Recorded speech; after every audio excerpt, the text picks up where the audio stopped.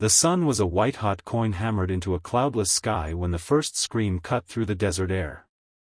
Jake Harlan dropped the wrench mid-turn, the metal clanging against the Ford's rusted fender like a gunshot. Two identical blurs, pink shirts, tangled black hair, tore across the cracked driveway. His daughters. 4 years old. Bare feet slapping red dirt. "Daddy!" Ava wailed, the word ripping out of her like a siren. "Mama's not waking up." Mia collided with his knees a half-second later, snot and tears smearing his grease-stained jeans. She fell and her eyes went funny and she won't answer. Jake's heart jackhammered so hard he tasted copper. The truck, the oil change, the half-empty coffee mug on the tailgate, everything vanished. He scooped both girls against his chest, their small bodies shaking like leaves in a dust devil. "Show me," he rasped, already running. The screen door banged behind them. Inside, the trailer smelled of burnt toast and baby shampoo. Sarah lay on the living room rug, one arm flung out, fingers curled like she'd been reaching for something just out of grasp. Her chest rose, shallow, too slow, but it rose. Jake dropped to his knees, the girls clinging to his back. "Sarah?" His voice cracked like thin ice. He pressed 2 fingers to her neck. Pulse, there, but thready.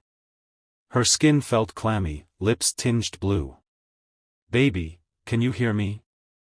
Ava tugged his sleeve. She was making pancakes and then she said her head hurt bad and she sat down and, a hiccup swallowed the rest. Mia buried her face in Jake's shoulder. "Is Mama dead?" "No," Jake said, the word a vow. "Mama's sick. We're gonna fix her."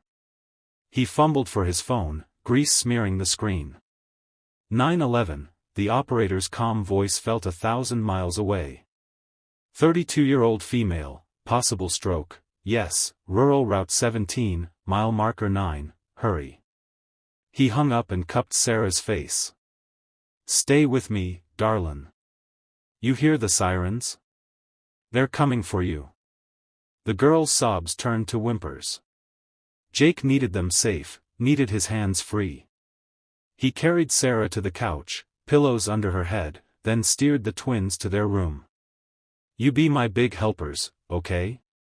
Stay right here, hold each other. Daddy's got this." Ava's lower lip trembled. "Promise Mama wakes up?"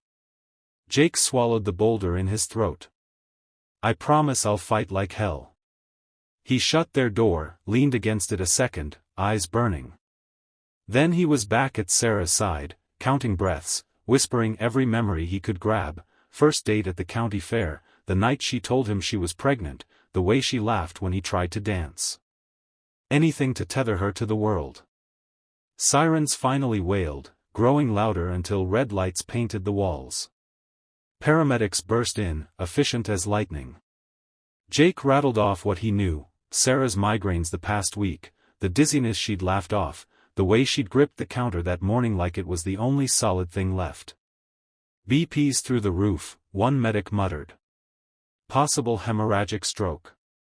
They loaded her onto the stretcher. Jake followed, but the second medic blocked him. "Sir, we need space. Meet us at St. Mary's." The girls. He couldn't leave them. He sprinted next door. Mrs. Delgado, 78, oxygen tank and all, was already on her porch, arms open. "Go," she barked. "I've got the angels." Jake kissed his daughter's damp cheeks. "Be brave for Mama. I love you bigger than the sky." The drive to the hospital blurred, dust, heat shimmers, his knuckles white on the steering wheel. Every mile replayed the morning, Sarah humming while flipping pancakes, teasing him about the truck's latest rattle, kissing the girl's sticky fingers. Ordinary. Precious. Gone in a heartbeat. He reached St. Mary's as they wheeled her through the ER doors. A nurse intercepted him. "Family of Sarah Harlan?" "That's my wife." The word scraped raw. "She's in CT. We'll update you soon." Waiting rooms. I need to see her. Soon, the nurse repeated, softer. Let the team work. The waiting room smelled of burnt coffee and antiseptic. Jake paced until the linoleum wore grooves.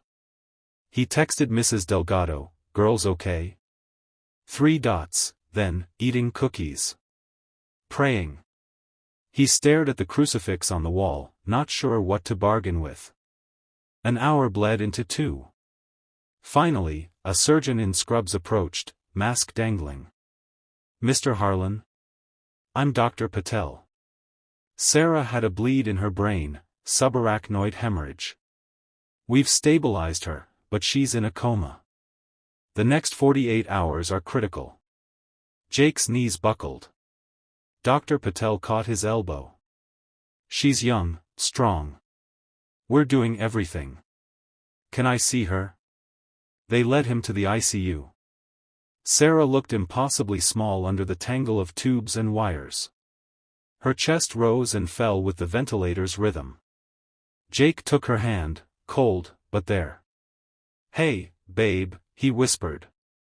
The girls need their mama. I need you. You fight, you hear me? He stayed until a nurse gently pried him away. Visiting hours were over, but the fight was just beginning. Back home, Mrs. Delgado had tucked the twins into their bunk beds. Ava clutched Sarah's old teddy bear, Mia hugged the matching one. Jake crawled in between them, the mattress sagging under his weight. Daddy, will the doctors fix Mama like you fix the truck? Ava asked, voice small. Jake's laugh came out broken. Doctors are better at people than I am at engines, kiddo. Mia traced the grease under his nails. You always fix the truck. He kissed their foreheads. Then I'll learn how to fix this too. Sleep didn't come. At 3 a.m., he sat on the porch steps, staring at the stars Sarah loved. She'd named constellations for the girls, Ava's arrow, Mia's moon. He texted his boss, family emergency. Need time. The reply was instant, take what you need. Dawn painted the desert gold. Jake loaded the girls into the truck, still unfixed, but it started, and drove to the hospital. Sarah hadn't woken, but her vitals held steady. He brought the twins to the ICU window. Ava pressed her palm to the glass. Hi, Mama. We brought you drawings. Mia held up a crayon masterpiece, stick figure family under a rainbow. See? You're the big one with the smile. Jake's eyes stung. He snapped a photo, sent it to Sarah's phone even though she couldn't see. From your fan club. Days melted into a routine, hospital, home, Mrs. Delgado's casseroles, bedtime stories where princesses always woke up. Jake learned medical jargon, GCS scores, ICP monitors, the grim statistics Dr. Patel recited gently. He learned to braid hair one-handed while holding a coffee mug, to answer, when's Mama coming home, with, soon, baby, soon. Money frayed faster than his nerves. The shop held his job, but bills piled, mortgage, medical, the truck's overdue registration. He sold his grandfather's pocket watch, the one Sarah teased him about winding every night. The pawn guy gave him $300 and a sympathetic nod. Community trickled in. A GoFundMe appeared, Harlan Family Fight, started by the diner waitress who'd served them pancakes every Sunday. Strangers donated. The girls' preschool sent care packages. A local mechanic fixed the truck for free, left a note, for the best dad in Lincoln County. On day 10, Sarah's eyelids fluttered. Jake was mid-sentence, reading Goodnight Moon for the 100th time, when her fingers squeezed his. Weak, but real. Nurse, he yelled, nearly dropping the book. Dr. Patel arrived with a team. Tests, scans, cautious optimism. She's coming back to us, the doctor said. Slowly. The first word Sarah spoke was hoarse, barely audible, girls. Jake bawled like a baby. He FaceTimed home, Mrs. Delgado held the phone so Ava and Mia could see their mama's open eyes. The twins squealed so loud the nurse threatened to sedate them. Recovery was a mountain. Sarah relearned to swallow, to grip a spoon, to form sentences without slurring. Jake became a fixture in rehab, pushing her wheelchair to physical therapy, bribing her with contraband chocolate. The girls visited on weekends, decorating Sarah's room with construction paper hearts. One afternoon, Sarah managed 10 steps with a walker. Ava and Mia cheered like it was the Super Bowl. Jake filmed it on his phone, tears fogging the screen. Later, he posted it to the GoFundMe with the caption, "She's walking toward us." Insurance fought them on coverage. Jake spent nights on hold, voice raw from arguing. A hospital social worker connected them to a nonprofit that covered the gap. Another miracle. 6 months after the bleed, Sarah came home. The girls had strung a banner across the porch, "Welcome home Mama," in purple glitter. Jake carried her over the threshold like a bride, even though she protested she could walk.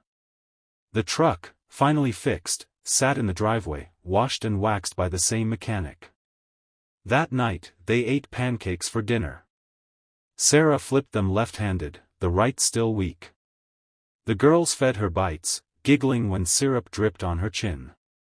Jake watched from the doorway, chest so full it hurt. Later, after tucking the twins in, he found Sarah on the porch swing, staring at the stars. He sat beside her, their shoulders touching. "I almost lost you," he said. "You didn't." She laced her fingers through his. "You fought." "We all did." He rested his head against hers. "I was so scared." "Me too." A pause. "But I heard you. Every day. Your voice pulled me back." They sat in silence, crickets chirping. Somewhere down the road, a truck rumbled past, headlights cutting the dark. Life, moving forward. Sarah turned to him. "Teach me how to change the oil." Jake laughed, the sound rusty but real. "Deal. But only if you promise never to scare us like that again." "No promises," she teased. "But I'll try." Inside, the girl's nightlight glowed through the window. Ava's snores drifted out, followed by Mia's sleepy murmur. Jake squeezed Sarah's hand. "We made it," he whispered. "We're just getting started," she whispered back. And under the desert sky, the Harlan family held tight, scarred, stronger, unbreakable. If this story moved you, hit that like button, drop a comment telling me your favorite part, and subscribe for more real-life miracles. Turn on notifications so you never miss a heartbeat. See you in the next one.